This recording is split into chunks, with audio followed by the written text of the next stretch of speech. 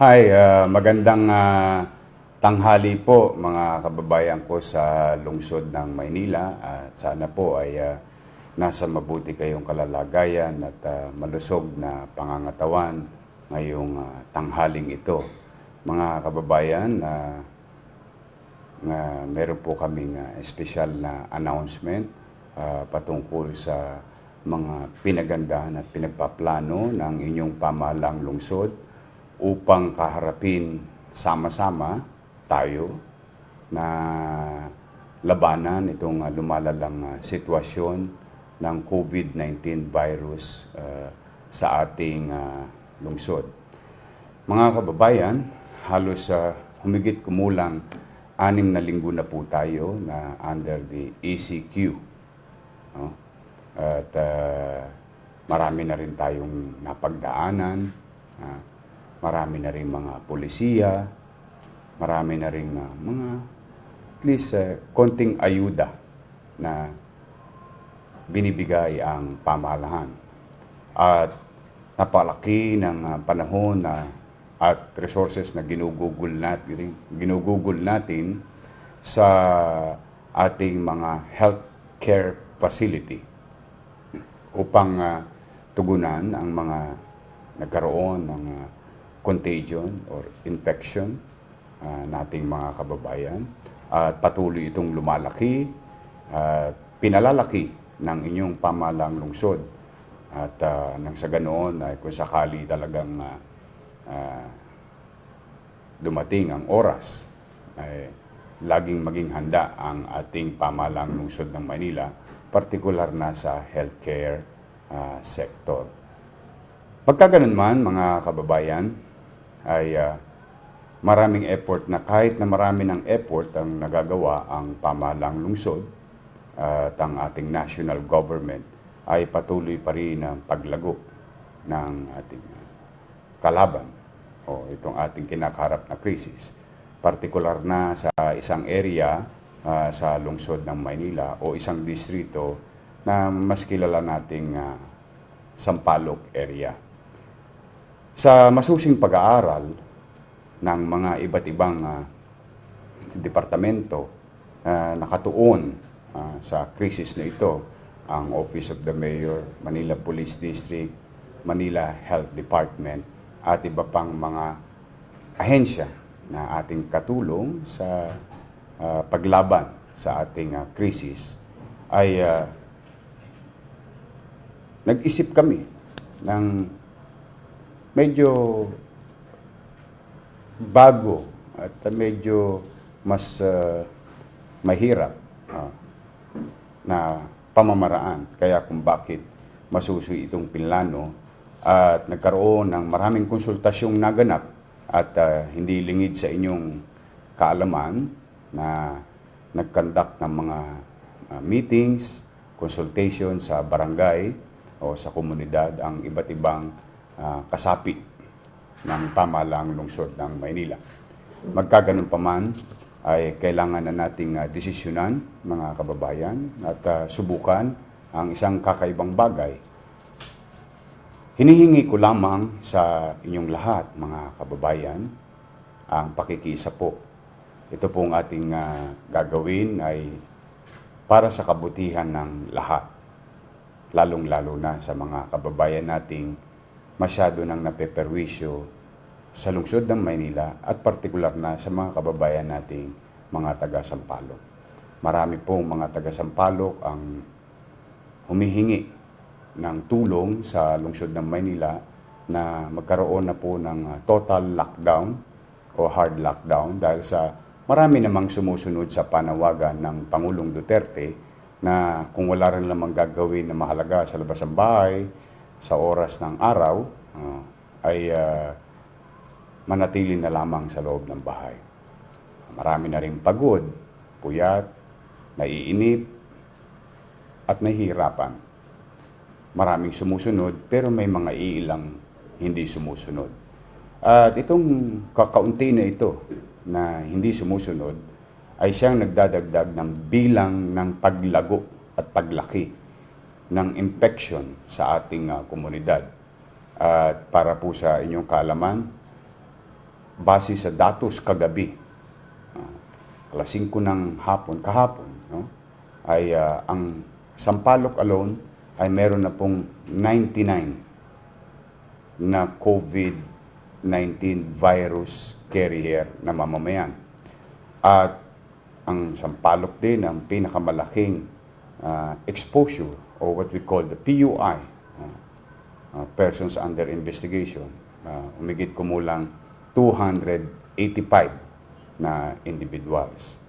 At hindi rin kaila sa inyo, kaya kung bakit natin sinara 2 weeks ago ang ospital ng Sampaloc, dala ng maraming mga kababayan nating hindi nagsabi agad ng totoo habang sila'y kinakausap ng mga nurse at doktor kapag sila po ay nagpapakonsulta sa kanilang karamdaman sa loob ng ospital ng Sampaloc. At 7 doktor natin ang naapektuhan, 2 nurse, 1 admin staff ang na-expose sa virus na ito. Kaya minabuti ng inyong lungsod na isara ito. At matapos ang quarantine at matugunan din at mabigyan din ng pagpapahalaga ng pamahalang lungsod ang ating mga health workers or frontliners sa ospital ng Sampaloc, ay nakapagpahinga po sila at sila po ay most of them are ligtas na. Kaya ang inyong pamahalang lungsod, katulong si Dr. Laksamana, na direktor ng ospital ng Sampaloc, kahapon ay binuksan na ang ospital ng Sampaloc upang muling makapaglingkod sa ating mga kababayan sa mga taga-Sampaloc. Mga kababayan, minsan sa buhay natin ay kailangan tayong gumawa ng mga bagay na kakaiba para magkaroon din ng ibang resulta. Susubok tayo na baka sakali na ito ay isang mabuting pamamaraan o epektibong pamamaraan. Walang nakapaggagarantiya, pero wala rin namang masamang sumubok. Sapagkat sa maraming araw na aking pagre-report sa inyo, nagpag-update sa inyo, aking pong laging sinasabi na walang lathalay, mga kasulatan, libro, pamamaraan, na tiyak kung paano mapagtatagumpayan ang isang krisis na katulad ng kinakaharap natin na tinawag ng World Health Organization na isang pandemic. The last time that we had this in our world was 1920. So marami sa atin ay hindi pamilyar at wala pong presidente, vice president, cabinet secretary, senator, congressman, mayor, gobernador ang nakakalam ng tunay na pamamaraan para maresolba ang sitwasyon o ganitong krisis na ating kinakaharap. Sapagkat hindi rin kaila sa inyo, sinabi rin ng World Health Organization na wala pang gamot sa COVID-19. At ang isang pagpapatunay dyan, hindi dahil sa mahina ang ating mga leader sa ating syudad, probinsya, o pamahalaan sa nasyonal. Ang pagpapatunay dyan, pati ang mga matatayog na bansa tulad ng Estados Unidos, makapangyarihan, lahat ng scientifico ay nasa kanila na, resources ay nasa kanila na. Pero magpasa hanggang ngayon, sila po ay nasa krisis at mas mabigat ang kanilang kinakaharap. Ganon din sa Europa at sa ating mga kapit bayan dito sa rehiyon ng Asya. Kaya po, mga kababayan, ako po'y hinihikayat ko kayo na makiisa sa gagawin natin sa Sampaloc. A few minutes ago, akin na pong pinirmahan ang bagong executive order ng ating lungsod. At nais ko pong basahin sa inyo ang executive order na ito. And I hope you don't mind to continue watching and listening carefully, and kung may pagkakataon ay kung di man kalabisan, please share this information for proper guidance ng ating mga kababayan, hindi lang sa Sampaloc, pati na rin sa buong Maynila. an order providing a 48-hour shutdown in the entire Sampaloc district of Manila from 8 p.m. of April 23, 2020 until 8 p.m.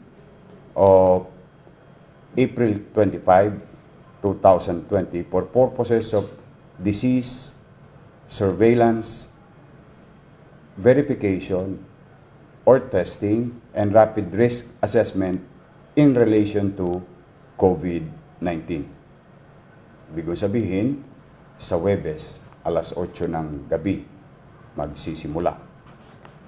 Whereas, under Section 15, Article 2 of the Philippine Constitution, it is the state's policy to protect and promote the right to health of the people. Whereas, Republic Act RA 11332, otherwise known as Mandatory Reporting of Notifiable Diseases and Health Events of Public Health Concern Act, provides that the state shall endeavor to protect the people from public health threats through the efficient and effective disease surveillance of notifiable diseases, including emerging infectious diseases, and provide an effective response in compliance with international standards. Further, the state recognized public health emergency as threats to public health and national security. Whereas, Section 3, open close parenthesis, N, of RA 11332, defines response as the implementation of specific activities to control further spread of infectious outbreaks or epidemics, prevent reoccurrence. It includes verification, rapid risk assessment activities, among others. Whereas Section 6, open close parenthesis E, RA 11332 provides that DOH and its local counterparts have the statutory and regulatory authority to enforce, among others, rapid containment, quarantine, and isolation, disease prevention and control measures, and response activities for events of public health concern. Whereas, President Rodrigo R. Duterte issued Proclamation Number 922/2020, declaring a state of public health emergency throughout the Philippines in view of the COVID-19. Under Presidential Proclamation Number 922, the spread of COVID-19 was considered as an emergency that threatens the national security. This declaration capacitated local government units to immediately act to prevent loss of life, utilize appropriate resources to implement urgent and critical measures to contain or prevent the spread of COVID-19, as well as to mitigate its effect and impact to the community. Whereas, as early as April 8, there have been about 67 positive cases reported in Sampaloc District of Manila. On April 19, these numbers continue to rise with a total of 98 positive cases and 158 suspected cases in the area. Whereas, under Section 455, open close parenthesis letter B, open parenthesis number 1, open and close parenthesis Roman numeral number 7 of the Local Government Code, the city mayor is empowered to carry out such emergency measures as may be necessary during and in the aftermath of man-made and natural disasters and calamities. Now, therefore, I, Francisco Dumagoso, by virtue of the power vested in me by law, in order to contain the spread and mitigate any adverse effect of COVID-19, hereby orders the 48-hour shutdown, or mas madali nyo maintindihan, hard lockdown, from 8 p.m. of April 23 until 8 p.m.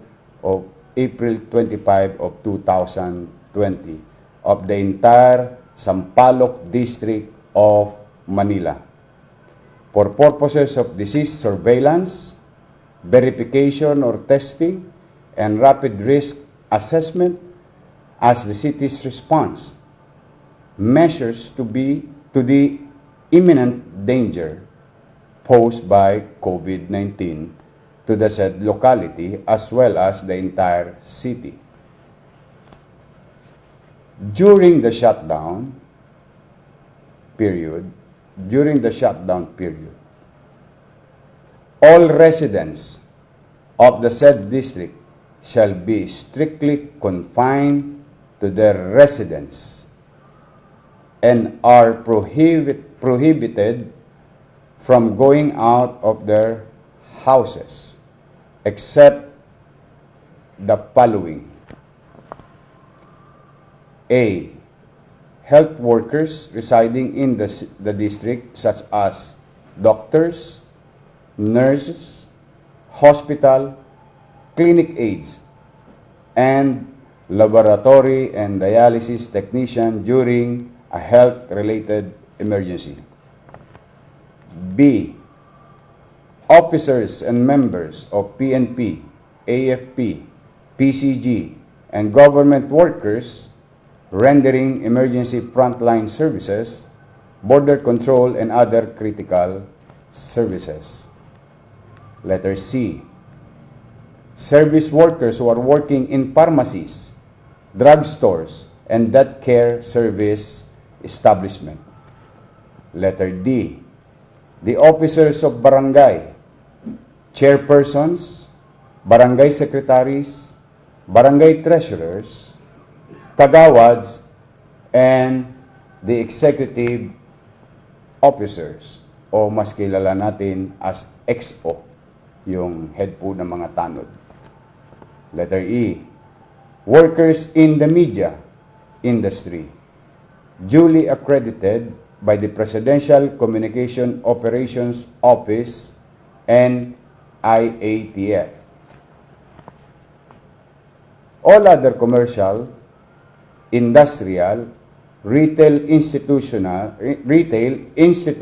and other activities not mentioned in the above exemptions in the said district shall be suspended within the specific or specified period of the shutdown. Further, pursuant to the power of operational supervision and control of the city mayor over Philippine National Police, units in their respective jurisdiction, station commanders of police stations in the said district are hereby directed to employ and deploy officers and personnel in strategic location and areas in the district necessary for the effective implementation of the shutdown as identified under the approved concept of operation. This executive order shall take effect immediately. Signed by yours truly. Kaya po mga kababayan, yan po ang nilalaman ng ating executive order. I hope malinaw po sa ating lahat. Kaya po inagahan namin ang aming announcement para nang sa ganoon ay magkaroon kayo ng mga preparasyon. At ang inyong lingkod naman, meron pa tayong a few thousands individuals or families that needs to be addressed today and tomorrow. And I hope 2 days is enough for you to prepare for the shutdown or hard lockdown of the entire Sampaloc on Thursday. Ulitin ko po, no? Huwebes hanggang Biyernes. Wala pong lalabas ng bahay. Kinakansela po namin ang lahat ng inyong mga quarantine pass na ginagamit sa araw. At hinihikayat po namin kayo na bilhin nyo na ang inyong mga gamit ngayong araw na ito, bukas o sa Huwebes ng umaga. Dahil pagdating ng gabi, ay tayo na po ay magpapatupad. Kapag hindi po kayo napapabilang sa mga exempted, ang isang konsiderasyon nyo, hindi po kayo pwedeng lumabas. At kung sakali na meron namang lalabag pa rin, kayo po ay aming dadalhin sa isang holding facilities.